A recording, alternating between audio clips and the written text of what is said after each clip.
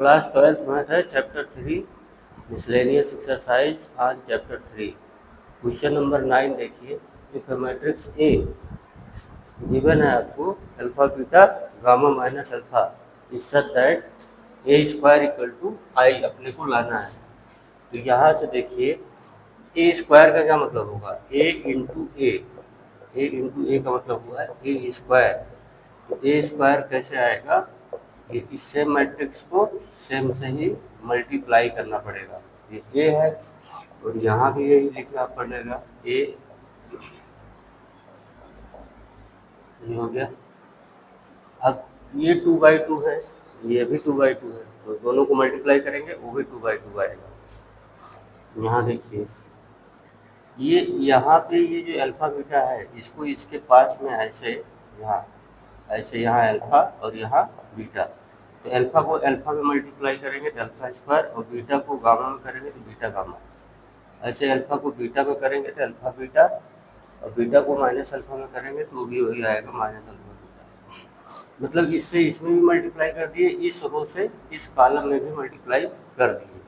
अब इस रो को उठाएंगे, यहाँ पे इस कॉलम में मल्टीप्लाई करेंगे alpha gamma minus gamma alpha.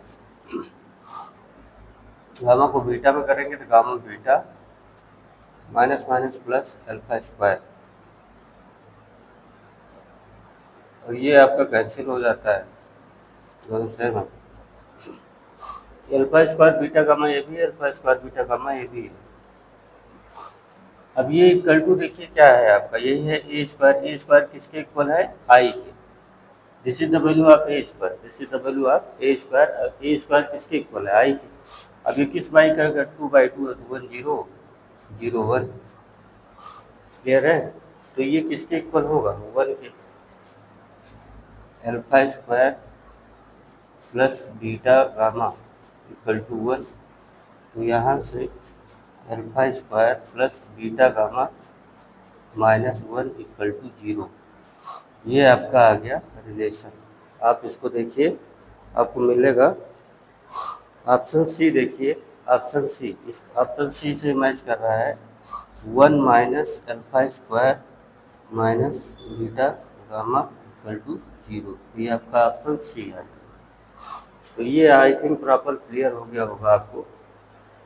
अब आप क्वेश्चन नंबर 10 देखिए।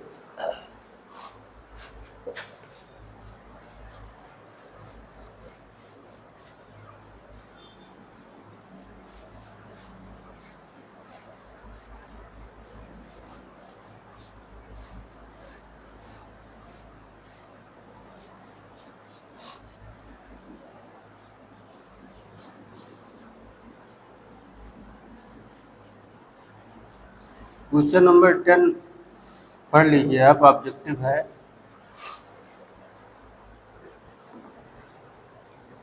If the matrix A is both symmetric and skew symmetric. Question number 10, if a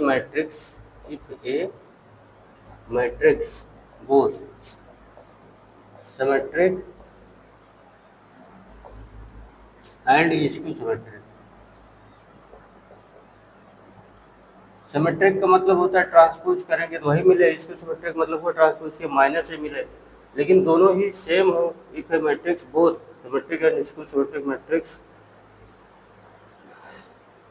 अब एक मैट्रिक्स है आपका ए, इफ ए मैट्रिक्स ऐसे समझो, कैपिटल ए है ये, if capital A matrix both symmetric and skew symmetric, इसका मतलब है आपको क्या होना चाहिए, उसे जीरो मैट्रिक्स होना चाहिए। क्या होना चाहिए, जीरो मैट्रिक्स, क्योंकि उसमें प्लस माइनस का भी कोई इफेक्ट नहीं पड़ने वाला है।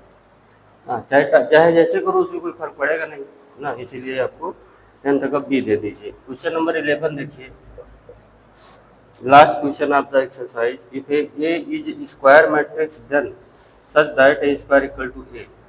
गिवन है आपको A is square matrix, A is square matrix such that A square equal to आपको गिवन है A, then I plus A whole cube -7a equal to पूछा है। देखिए सॉल्व क्यूब, तो इसको अपने लोग ओपन करते हैं, देखिए इसको A cube plus B cube plus 3a into B bracket में हुआ a प्लस बी, यही तो फार्मूला होता है a प्लस बी क्यूब का, -7a, ये ठीक है। अब जरा इसको यूँ कर दीजिए, आई क्यूब प्लस, यहाँ ए क्यूब को यूँ लिख सकते हैं ए स्क्वायर इंटू ए, इसको यहाँ कीजिए 3ia² प्लस 3i² -7a, ये आपका मल्टीप्लाई हो गया। ए स्क्वायर की वैल्यू ए पुट कर दीजिए, ना इन दिस स्टेप हम पुट कर रहे हैं ए स्क्वायर इक्वल टू ए, तो यहाँ ए हो जाएगा, तो ए इंटू ए ये हो गया, यहाँ हो जाएगा 3i इंटू ए 3i² इंटू ए -7। अब ये फिर ए स्क्वायर बनेगा, फिर ए हो जाएगा। अच्छा आई मतलब 1 होता है, जैसे यहाँ पे 1 का क्यूब करेंगे तो भी आई ही आएगा, यहाँ मैट्रिक्स में 1 के बदले आई करते हैं। ये है ए स्क्वायर और ए स्क्वायर के प्लेस पर रखेंगे ए, ठीक है।